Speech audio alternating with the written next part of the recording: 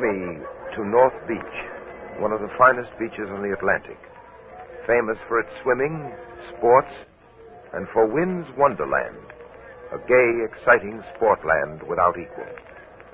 Anthony Wynn, an old friend of mine from Mayfair, had opened his fun palace on the Sound, a short run out of the city.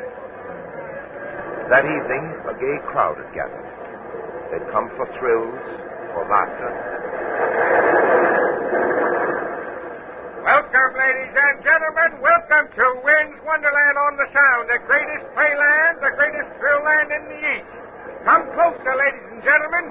See the greatest thrill ride in America, the fastest, raciest, the most daring roller coaster ride in the world, the Whirlwind. The 10th part of $1, ladies and gentlemen, 10 cents to ride with the wind, to feel the thrill of flying, to live dangerously. Step right up, folks, right this way.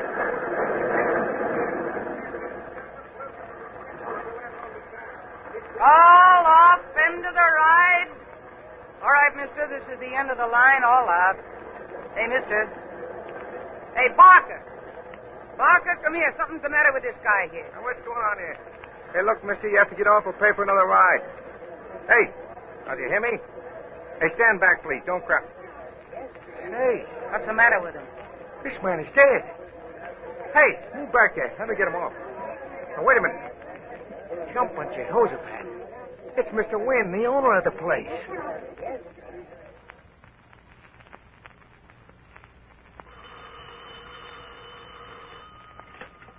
Captain Drummond speaking. Oh, Captain Drummond, thank goodness I reached you.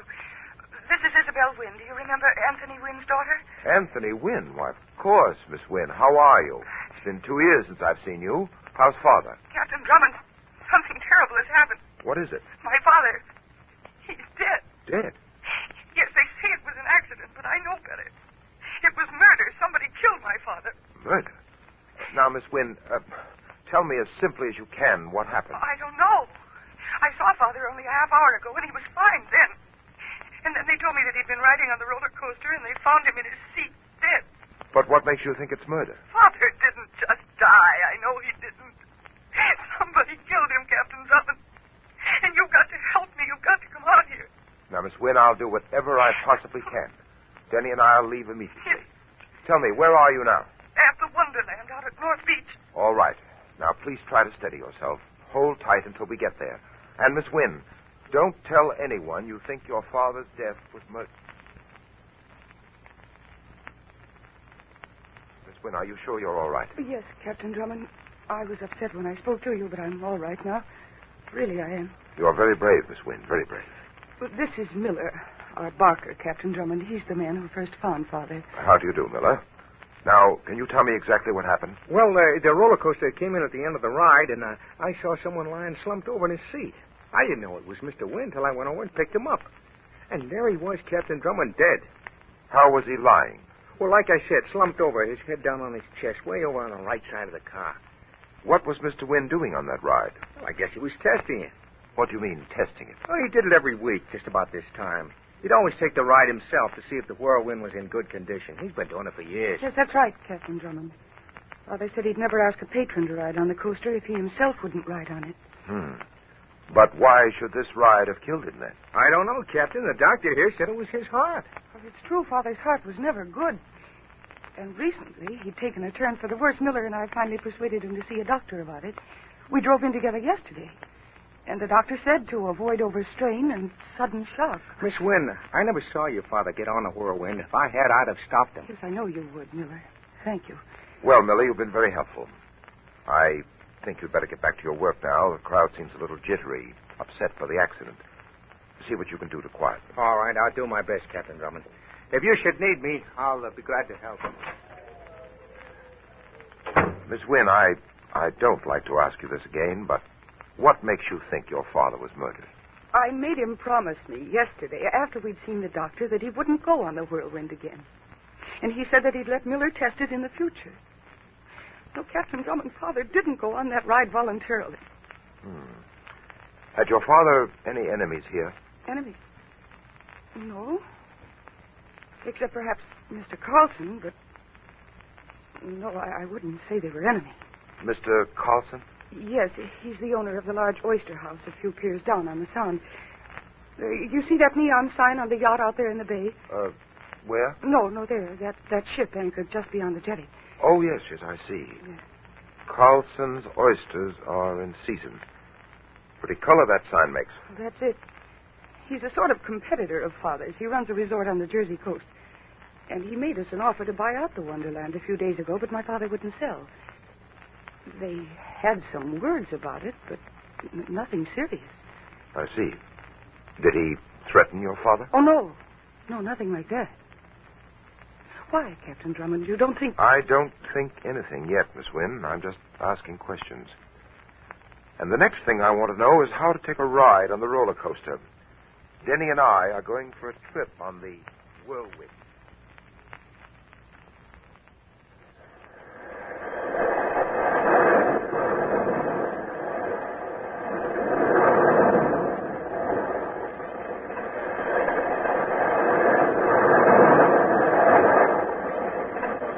Are you all right back there, Denny? Oh, yes, sir. This is quite a ride, sir. Quite a daring ride. You are right. That last dip was very steep. Steep enough, I'd say, to kill a man with a weak heart. You mean, sir, you believe Mr. Wynne was really killed? I'm not sure yet. Oh, wait, don't move, Denny. What's that, sir? Don't move. Now tell me, where are you sitting? Why, here, sir. Back here on the left side of the seat. That's it, on the left side of the seat. That last dip curves sharply to the right. The speed of the roller coaster would naturally throw us both to the left. Yeah, naturally, sir. I purposely sat alone in the front seat, Denny, with you in the seat behind me, to see what would happen. Well, I'm sorry to be dull, sir, but I don't see what you're driving at.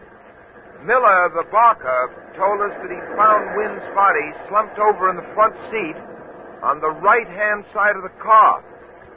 That means he couldn't possibly have been on that ride alone. Otherwise, that last dip would have thrown him over to the left the way it did us. Then he wasn't alone, sir, when he took that fatal ride. No. Someone rode alongside of him. Someone who knew he had a weak heart and knew he couldn't stand the shock of that last drop. Someone who forced him on that ride. Then you mean, sir... Miss Wynne was right. Her father didn't die accidentally. Mr. Wynne was murdered on his own roller coaster.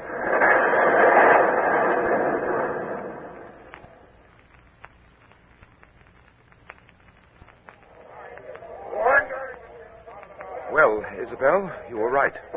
Then Father was murdered, Captain Drummond. Yes. Someone forced him on that roller coaster, knowing the sharp curves and drops would be too much for his heart. Why? Well, who would want to do that, sir? I don't know yet. Now, Isabel, I want you to tell me what other attractions you have here at Wonderland. Well, we have a shooting gallery here, as you see. Yes. And what's down there? Well, just past the shooting range, over to the left, you can see the whirl-around. Then there's the carousel across the road. Why, what are you after, Captain Drummond? I don't know yet. I'm just getting an idea. Go on. That's about all. Except for the whirlwind and the ride in the moonlight. Ride in the moonlight. What's that? Oh, it sounds very romantic, sir. It is. It's a kind of modern old mill built right out into the water. You know, a boy and a girl like a boat ride in the moonlight. Well, we fixed up some boats with outboard motors, and the couples take them out on the Sound. I'd like to see that ride, Isabel. It's just around the corner here, but I don't think you'll find it very exciting, Captain Drummond. You can't tell. Well, there it is. Ride in the moonlight. See, the boats leave through that passageway on the right, and they ride under a tunnel for about 50 yards, and then they're out on the Sound. The route beyond the tunnel is marked by buoys, and you run along the Sound for about a minute, and then back through another tunnel to the start. Very ingenious. It sounds very attractive. It's very popular, too. Isabel, would you care to take a ride in the moonlight with me? With me and Denny, of course. Why, yes, Captain Drummond, if you think it worthwhile. I do.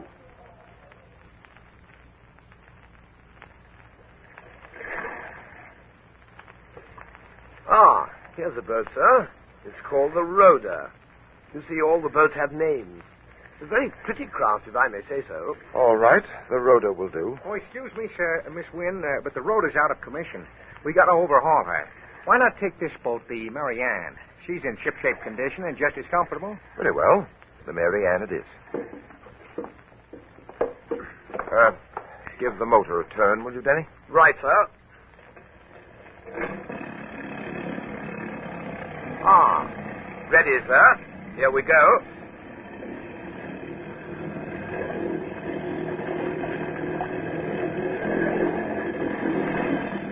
I say, sir, it's quite dark in this tunnel.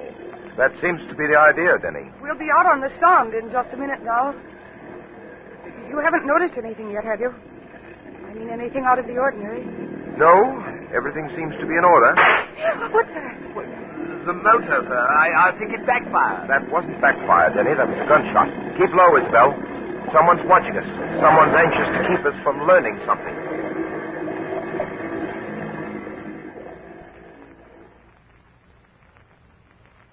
I'll be back in a moment to continue my story.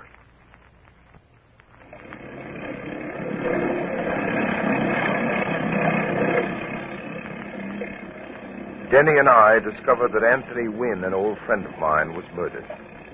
His accidental death due to heart failure was no accident, but a coldly planned killing. And in our search for the killer, Denny and I were in one of the little ride-in-the-moonlight boats with Isabel, Anthony's daughter. In the darkness of the tunnel, a shot rang out. Keep low, Isabel. Someone's watching us. Someone's anxious to keep us from learning something. Denny, can you speed up that motor? I'll try, sir. No, I can't. It's set at a fixed speed. All right, we'll just have to hug the bottom then. Keep down, both of you. Hold on. What's that? What, sir? The Carlson sign on his yacht there. The oysters are in season sign. See it? Yes. It's flashing off and on. I never saw that before. 6, 7, 8, 9, 10 flashes. What do you make of it, sir? Denny, what time is it? Well, it's hard to make out in this light, sir. It's just 15 minutes before 10 o'clock, sir. 10 o'clock, that's it. I think I've got it. We're going to have to work faster than I thought. What do you mean, Captain Drummond? We've got to get back to shore.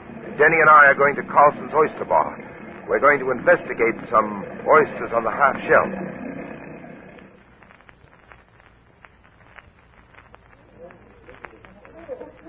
Let's move over to the oyster bar, Denny. Is it 10 yet? Almost, sir. It's about 3 minutes before the hour. Keep your eyes open. For what, sir? Anything unusual? Denny. Yes, sir. That man there at the oyster bar. The one taking the box of oysters, sir? Yes. Yes, I heard him order a dozen oysters to take out. Let's move over and I'll stumble against him. I'll try to knock the package out of his hand. See if you can get one of those oysters. I'll try, sir. Excuse me, sir. Could you spare me a match? You clumsy fool! Oh, I say, I'm dreadfully sorry. Really, I am. Here, let me help you pick them up. Get away from here! Get away, you stumbling idiot! Leave those oysters alone. Don't you touch them. I'll kill you. I don't want your help. Get out of my way, you fool, you bodily fool! Good work, Denny. Dear, what a splendid temper. There must be something the matter with that man. And you get one? Did you see that man, sir? He turned purple with rage. I never saw anything like it in my life, Yes, sir. yes, I saw him, Denny, and I think I know why. You did get one of the oysters, didn't you? Oh, yes, I did, sir. And most amazing, sir, these oysters aren't opened. I never heard of anyone ordering unopened oysters before, did you, sir? Not unless they aren't to be eaten. What do you mean, Captain Drummond? I'll know in a moment. Give me that oyster, Denny. No, not here. Come over to the corner. I want to open it. Open it, sir? Give me your knife. Thank you. There, that does it. Well, that isn't an oyster, sir. No, Denny. There's a small white package in between these oyster shells. What do you make of it, sir? Come on, I'll tell you as we go. We haven't a moment to waste. We're going for another ride on the Mary Ann. Another exciting ride in the moonlight.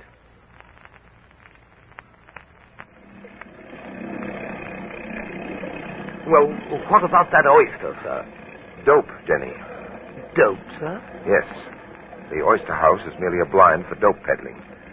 They take oysters, open them slightly, remove the meat, put in the drug, and close the shells again.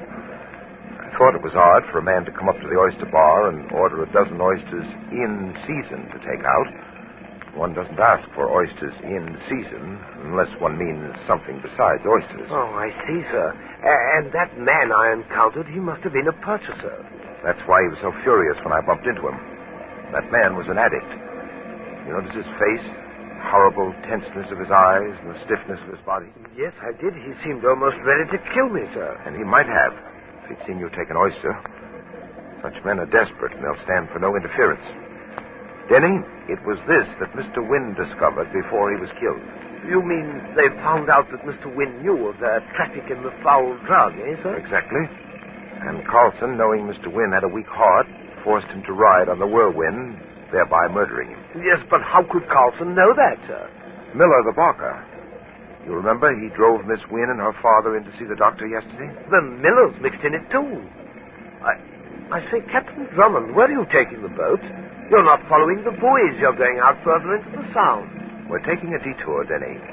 We're going to visit Carlson's yacht. I suspect it's much more than an advertisement for the Oyster House, and much more than a yacht.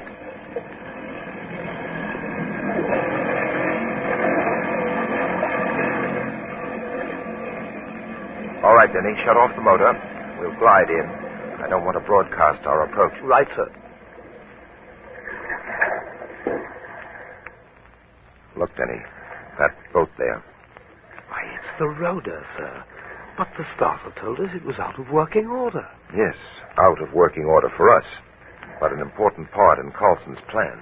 What do you mean, sir? Never mind right now. Let's get up these steps and aboard. Walk quietly, Denny. There's no need to be quiet, Captain Drummond. We've been expecting you. Carlson. Yes, Captain Drummond, Carlson. I'm flattered you should know me without an introduction. Oyster House owner, yachtman, and as you have so ably demonstrated, smuggler. But right now on the business end of a gun.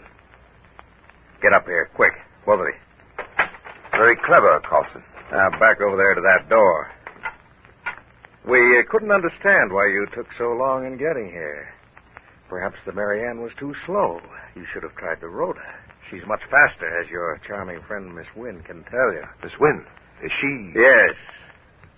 I took the precaution of inviting Miss Wynne to my yacht. We will say that she is my guest.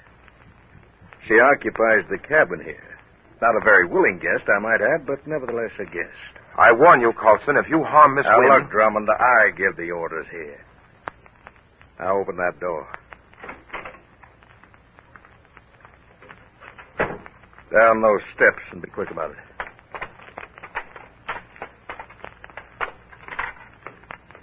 We'll open that door and get inside. Now, this is the anchor room, Drummond. The room in which the anchor chain piled when we lift anchor. You see the windlass there and the chain attached. I'm sorry it's not very comfortable. And when we hoist anchor, you may find it a bit overcrowded. But you won't mind it for long. We take off at 11:05, just about to pull anchor. You know this is murder, don't you, Carlson? First Wynne and now us. Wynne? Murder? Oh, that was heart failure, Drummond. Heart failure. You heard the doctor's report. And as for you, I didn't know you'd stowed away on my boat. And I never thought you'd hide in the anchor chain room. Your accidental death will come as a shock to me, Captain Drummond. A great blow. Well, I see we're hoisting anchor. Well, goodbye, Captain Drummond. The door, Denny. Let's see if we can move it. Now it's no use. It's 2 inches of steel. I'd say the chain is beginning to fill up the room, sir. We've got to stop it. We've got to find something to keep that chain from piling in here. Quick, Denny, come around here. Give me a hand with this pipe. Coming, sir. It's one chance in 10,000, Denny, but we've got to take it. This steam pipe here may provide the power for hoisting the anchor. There must be a steam winch somewhere here, and I think this pipe is it. No, sir! Watch it, Denny. That pipe contains live steam. Here, take this rag. Wrap it around your hands and pull this way toward me when I say so. Right, sir. I'm ready. All right, then. Pull. It's bending. Now, once more, together. Pull. Watch out, Denny. That live steam will scorch you. Keep behind it. Ah, I say, you've done it, sir. The anchor stopped moving. Hand me that splintered oar, will you, Denny? Yes, sir. Now, if I can force this piece of rag into the pipe with a stick, I'll be able to plug up that steam. Give me a hand, Denny, but watch out for the steam. Good. Now, help me bend this pipe in the direction of the door. They'll be down in a minute to find out what's wrong, and we'll be able to greet them properly.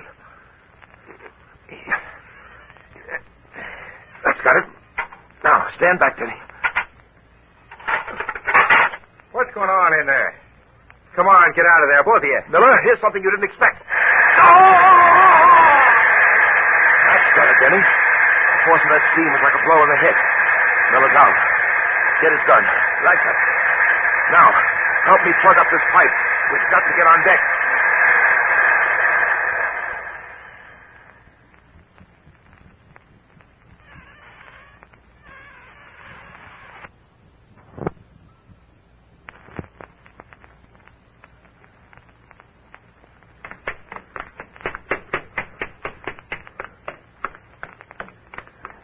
Hurry, Denny.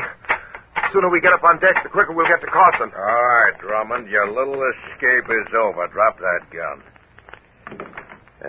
Very clever stopping that anchor. Now, get over there, both of you. Back up against that cabin. It looks as if my anchor method was a little too subtle for you. I got to use the crudest method of all to get rid of you. A bullet through your head. You'll never get away with this, Carson. Save the talk. Now, who wants it first? You, Drummond, or you? Oh! Good work, Miss Wynn. Get those guns, Denny. I've got them, sir. Now, up with your hands, Carlson. Up with them, I say. Why, you... Never mind that, Carlson. Get over here. Denny, give me one of those guns. Who hit me? I did.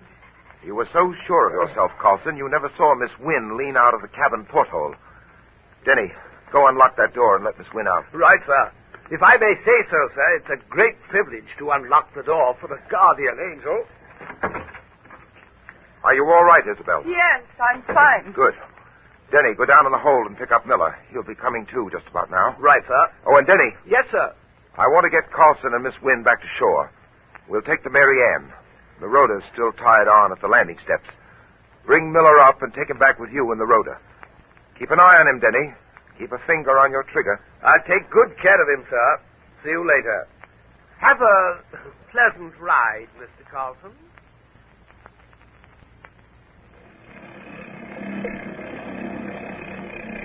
Captain Drummond, did this man kill my father? Yes, he and Miller. They did it together. Your father found out that Carlson was running more than an oyster house. That's why Carlson tried to buy him out. And then when father wouldn't sell, he forced him on the roller coaster. But why? Because he was smuggling dope.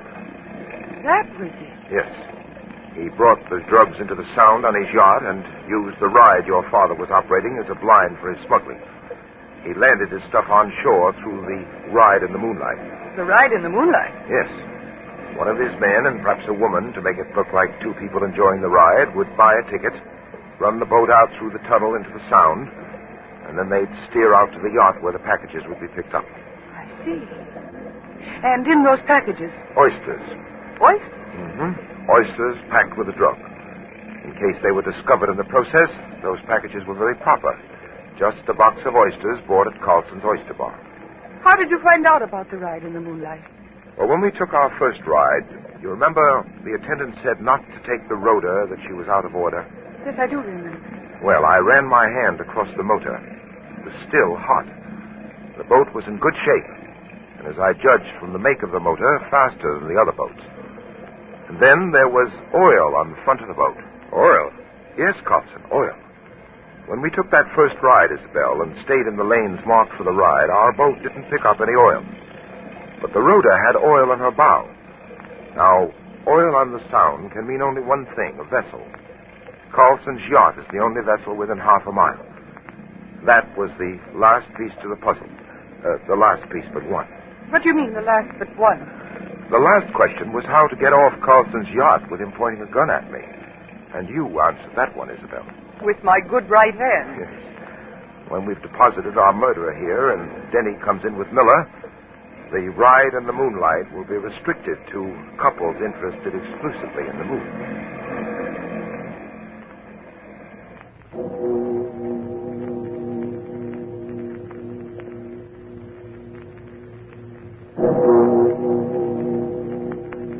I'll be back in just a moment to tell you about next week's story.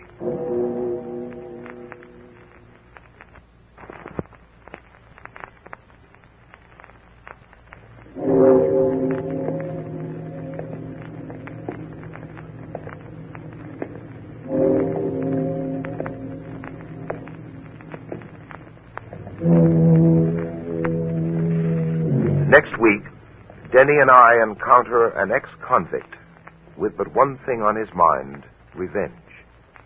Our story involves the brutal slaying of 3 people, all involved as murder gets out on bail.